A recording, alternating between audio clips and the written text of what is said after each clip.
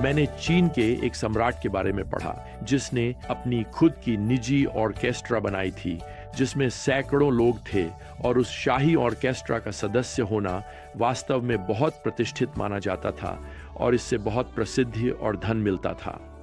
Orchestra का एक सदस्य वास्तव में एक धोखेबाज था।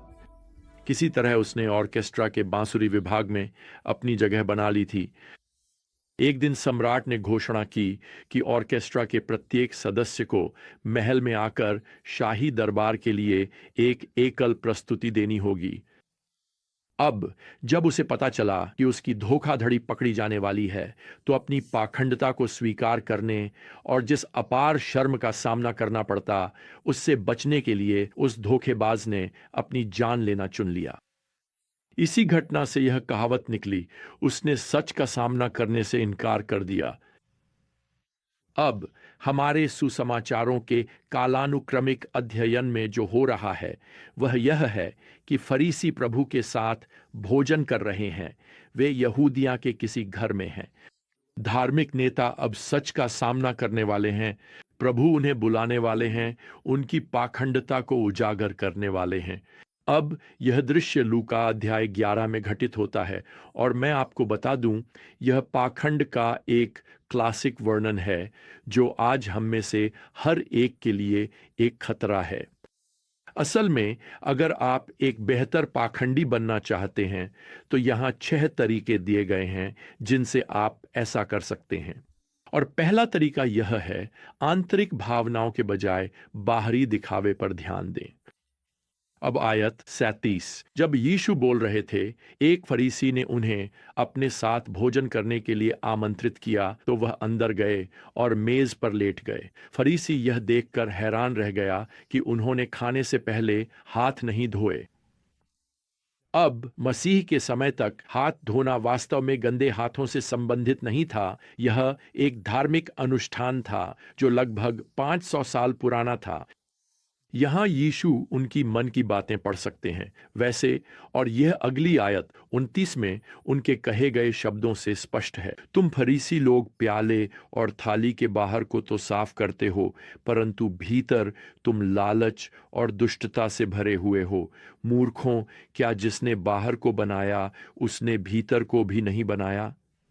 दूसरे शब्दों में, यदि आप परमेश्वर के सामने शुद्ध होना चाहते हैं तो आपको अपने हाथ धोने की आवश्यकता नहीं है, बल्कि अपने हृदय को धोने की आवश्यकता है, क्योंकि पाप वहीं पनपता है। तो यहां फिर से पहला बिंदु है, अगर आप एक बेहतर पाखंडी बनना चाहते हैं तो बाहरी दिखावे पर आंतरिक या हृदय की भावनाओं से अधिक ध्यान दें। अब दूसरा बिंदु यह है, छोटी छोटी सफलताओं पर खुद की सराहना करें जबकि बड़ी असफलताओं को नजरअंदाज कर दें। पद 42 में लिखा है, परंतु हे फरीसियों, तुम पर हाय, तुम पौदीने और सुदाब और सब प्रकार के साग पात का 10वां अंश देते हो और न्याय को और परमेश्वर के प्रेम को टाल देते हो। अब मूसा की व्यवस्था ने कभी भी हर जड़ी बूटी या मसाले का दशमांश देने की आज्ञा नहीं दी थी, लेकिन यहाँ ये पाखंडी छोटे छोटे बीजों की गिनती कर रहे हैं और लोगों के साथ न्याय और प्रेम से व्यवहार करने जैसे बड़े मुद्दों की अनदेखी कर रहे हैं। तो एक बेहतर पाखंडी बनने का तीसरा कदम यह है, सार्वजनिक प्रशंसा को अपनी व्यक्तिगत चरित्र से अधिक महत्व देना सीखें। यीशु यहाँ प्रभावी रूप से पद 43 में यही कहते हैं, हाय तुम फरीसियों पर, क्योंकि तुम सभागृहों में सबसे अच्छी सीटें और बाजारों में अभिवादन पसंद करते हो। अब उन दिनों में सभागृह में सबसे अच्छी सीटें आगे की पंक्ति में होती थीं। मेरे अब तक के पादरी जीवन में जाहिर तौर पर सबसे अच्छी सीटें हमेशा पीछे रही हैं, लेकिन मसीह के दिनों में ऐसा नहीं था और यह आगे की पंक्ति धार्मिक नेताओं के लिए आरक्षित थी। असल में यह जान लीजिए कि ये सीटें वास्तव में वक्ता के मंच के पीछे होती थीं और वे दर्शकों की ओर मुंह करके रखी जाती थीं। तो अगर आप वहां बैठते तो सच में आप कोई खास व्यक्ति माने जाते। अब यीशु यहां पद 46 में आगे कहते हैं, हाय तुम पर, क्योंकि तुम बिना चिन्ह वाली कब्रों के समान हो और लोग उन पर चलते हैं बिना जाने। तो फिर से उन दिनों में किसी कब्र के पत्थर को छूना या कब्र पर चलना यह मूसा की व्यवस्था के अनुसार निषिद्ध था। गिनती अध्याय 19 के अनुसार ऐसा करने से व्यक्ति 7 दिनों के लिए धार्मिक रूप से अशुद्ध हो जाता था। वैसे इन कानूनों में से बहुत सारे भगवान का अपने लोगों को बीमारियों के फैलाव से बचाने का तरीका थे, बहुत पहले जब कीटाणु और सूक्ष्म जीव विज्ञान की खोज नहीं हुई थी। तो यीशु इन फरीसियों की तुलना बिना निशान वाली कब्रों से करते हैं, जिन्हें लोग अनजाने में छू लेते हैं और अशुद्ध हो जाते हैं। इसलिए यीशु कह रहे हैं कि जो भी इन फरीसियों के संपर्क में आता है वह भ्रष्ट और अपवित्र हो जाता है। सुनिए, धार्मिक पाखंडी कभी भी आपको अधिक पवित्र बनने में मदद नहीं करेंगे, क्योंकि वे वास्तव में आपकी परवाह नहीं करते। उनसे सावधान रहें, जो आपकी मदद करने के बजाय आपको प्रभावित करने में अधिक रुचि रखते हैं, बजाय इसके कि वे आपको धार्मिक चरित्र विकसित करने में सहायता करें। अब अगर आप बाहर की गलत प्रवृत्तियों के लिए खुले रहना चाहते हैं और भी बेहतर पाखंडी बनना चाहते हैं, तो यहाँ चौथा तरीका है। ये करें, दूसरों को वे बातें सिखाने में जल्दी करें जिन्हें आप खुद करने से इनकार करते हैं। यीशु यहाँ पद 46 में कहते हैं, धिक्कार है तुम वकीलों पर भी, क्योंकि तुम लोगों पर ऐसे बोझ डालते हो जिन्हें उठाना कठिन है, और तुम स्वयं उन बोझों को अपनी उंगली से भी नहीं छूते। यीशु उन सभी धार्मिक अनुष्ठानों, परंपराओं और नियमों की बात कर रहे हैं जो उनके समय तक सचमुच हजारों की संख्या में थे, और इन्हें ये वकील, ये मूसा की व्यवस्था के विशेषज्ञ, जिन्हें अक्सर शास्त्री कहा जाता है, सिखाते थे। वे इन सभी नियमों को लोगों के जीवन पर थोपते थे, और यीशु जो बोझ शब्द इस्तेमाल करते हैं वह एक अत्यंत भारी बोझ को दर्शाता है जिसे कोई भी उठा नहीं सकता। और ये विशेष जन, वे तो किसी की मदद करने के लिए अपनी एक उंगली भी नहीं उठाएंगे। असल में यीशु यहाँ ये संकेत देते हैं कि वे खुद भी इन नियमों का पालन नहीं करते। सुनिए प्रियजनों, मसीहियत कोई ऐसा नियमों का बोझ नहीं है जिसे आप कभी पूरी तरह याद रख सकें या पूरी तरह निभा सकें। मसीहियत आपके उद्धारकर्ता के साथ एक ईमानदार, खुला संबंध है, जिसने आपके हर पाप, हर असफलता, हर कमी के लिए अपनी जान दी। अब अगर इसके बजाय आप एक बेहतर पाखंडी बनना चाहते हैं, तो लीजिए यह रहा 5वां बिंदु। ऐसे लोगों की प्रशंसा करें जो आपके सोचने या जीने के तरीके को चुनौती नहीं दे सकते।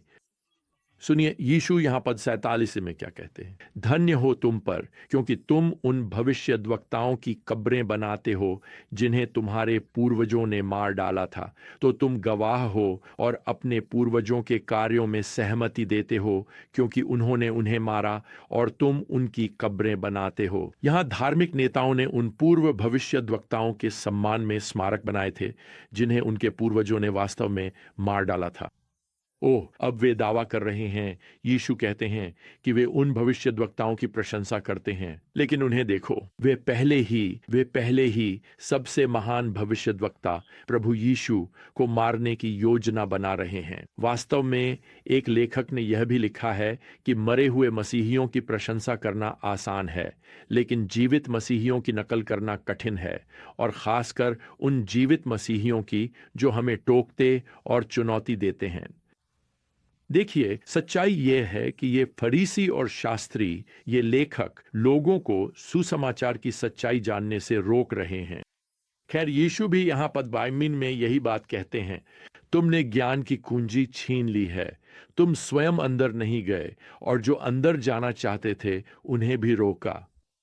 यहाँ यीशु मूल रूप से कह रहे हैं, तुम्हें तो स्वागत के लिए छटाई बिछानी चाहिए थी, लेकिन इसके बजाय तुमने दरवाजा बंद करने और यहाँ तक कि चाबी छुपाने की कोशिश की है। अगर आप अब भी एक बेहतर पाखंडी बनना चाहते हैं, तो मैं आपको एक आखिरी कदम बताता हूँ। जब भी आप किसी झकझोर देने वाली सच्चाई के संपर्क में आए, तो पश्चाताप न करें, उसका विरोध करें।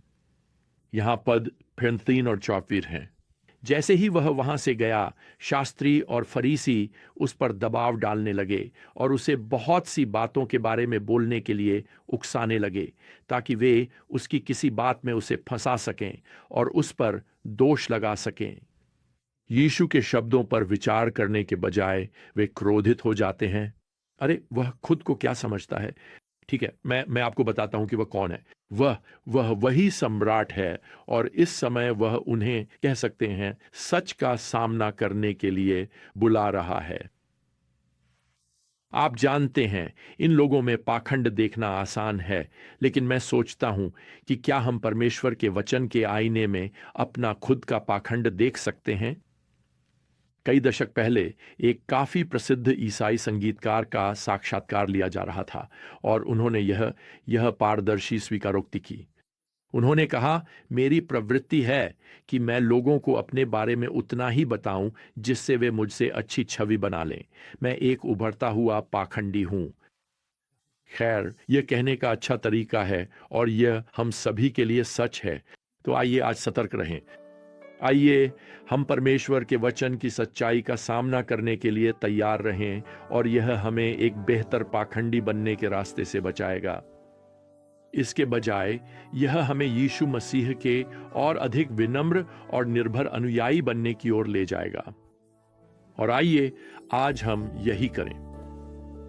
तो हमारी अगली विजडम जर्नी तक प्रभु यीशु मसीह का अनुग्रह, परमेश्वर का प्रेम और पवित्र आत्मा की संगति आप सभी के साथ बनी रहे। आमीन।